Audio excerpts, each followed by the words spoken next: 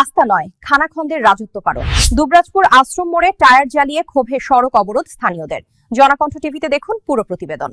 দুবরাজপুরে বেহাল রাস্তা নিয়ে ক্ষোভ, আশ্রম মোড় থেকে সাতকেন্দুরি পর্যন্ত পথ অবরোধে উত্তাল এলাকাবাসী।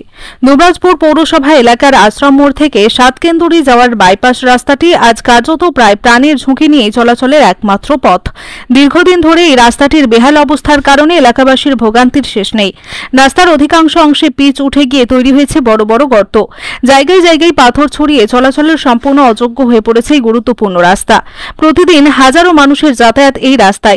রাস্তার পাশেই রয়েছে একটি বেসরকারি ফার্মেসি, কলেজ, আশেপাশে রয়েছে একাধিক স্কুল। প্রতিদিন শতাধিক ছাত্রছাত্রী ও শিক্ষকদের গাড়ি এই রাস্তা দিয়েই চলাচল করে। এছাড়া অসংখ্য ছোট গাড়ি, টোটো ও বাইক চলাচল করে প্রতিদিন। রাস্তাটির এই ভয়াবহ অবস্থায় যে কোনো মুহূর্তে বড় দুর্ঘটনা ঘটতে পারে বলে আশঙ্কা প্রকাশ করেছেন স্থানীয়রা। বিশেষত রোগী নিয়ে হাসপাতালে যাওয়া প্রায় অসম্ভব হয়ে পড়েছে বলে অভিযোগ। আমাদের দুবরাজপুরে ৮ নম্বর ওয়ার্ডের যে আমাদের সিনেমা হল থেকে নিয়ে সাতকেন্দুরি যাবার রাস্তা এত বিচ্ছিরি হয়ে আছে, এত খারাপ হয়ে আছে যে কোনো টোটো, কোনো রিক্সা, কোনো কেউ যদি বা এমার্জেন্সি পড়ে যায় তাও যেতে চায় না। তো আমাদের খুবই কষ্ট হয়। এর আগে আমরা আন্দোলন করেছিলাম, আমাদের মেয়ে ছেলেরাও ছিল, গ্রামে আন্দোলন করেছিলাম। তখন আমাদের পীযূষ পান্ডে মহাশয় বলেছিলেন যে হ্যাঁ, এটা বর্ষার পানিটা পেরে তখন আমরা কাজটা চালু করে দেবো। তো এখন এটা প্রায় অনেকদিন হয়ে গেল, এখন অব্দি দেখলাম যে কোনো কাজ চালু হয় নাই। তারপরে দেখলাম একদিন যে আমাদের কিছু মাল পড়েছিল এখানে, তো মালটা আবার রাতারাতিতে তুলে নেওয়া হয়েছে। তারপর থেকে দেখছি কোনো কাজের কোনো খবরই নাই। এবার আমরা মনে মনে ভাবলাম তাহলে কি রাস্তাটিকে এরকমই পড়ে থাকবে? তো আমরা গ্রামের যত সব ছেলে ছিলাম সবাই মিলে এসে পড়ে এখানে আমরা হাজির দিলাম যে আমরা রাস্তাটা আটকাবো, আমরা আন্দোলনটা করব যে কিসের জন্য আমাদের এই কাজটা হচ্ছে না। আর আমাদের খুবই অসুবিধা হচ্ছে, একটা টোটোকে যদি বলি যে আমাদেরকে এখান থেকে মানসার নিয়ে চলুন, কোনো মতে যাবে না। কারণ হলো এমনকি ভাড়া বেশি দিলেও ওরা যেতে চায় না, কারণ কি রাস্তা প্রচুর খারাপ, কোন টোটোওয়ালা যেতে চায় না। তো এই জন্য আমাদের আন্দোলনটা করা। দীর্ঘদিন প্রশাসনের নিকট অভিযোগ জানিয়েও ফল না পাওয়ায় অবশেষে ক্ষুব্ধ এলাকাবাসী রাস্তায় নেমে আসেন। তাই গাছের ডাল ও মোটর বাইক রেখে আশ্রম মোড় থেকে সাতকেন্দুরি পর্যন্ত বাইপাস রাস্তা অবরোধ করে তারা। প্রায় 30 মিনিট ধরে অবরোধ চলতে থাকে। খবর পেয়ে ঘটনাস্থলে পৌঁছায় দুবরাজপুর থানার পুলিশ। পুলিশের আশ্বাসে অবশেষে অবরোধ তুলে নেন স্থানীয়রা।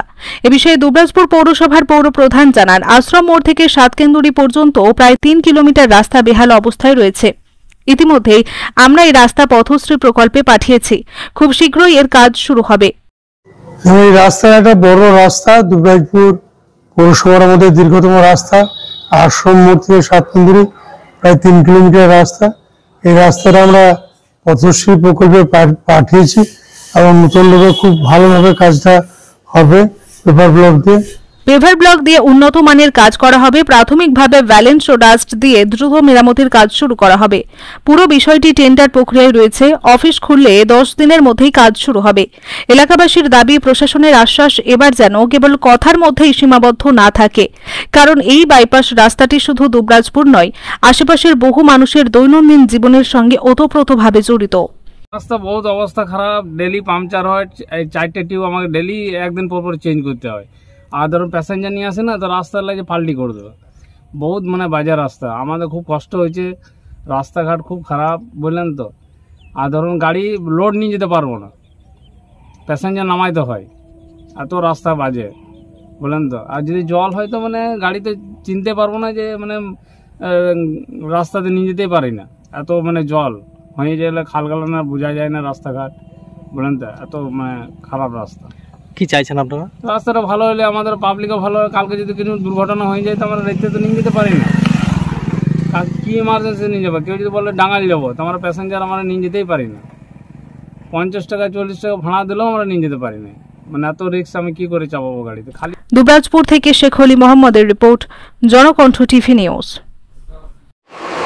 আপনার জেলার নিয়মিত সংবাদ আপডেট পেতে জনকণ্ঠ টিভি নিউজের ফলো বোতামে ক্লিক করুন।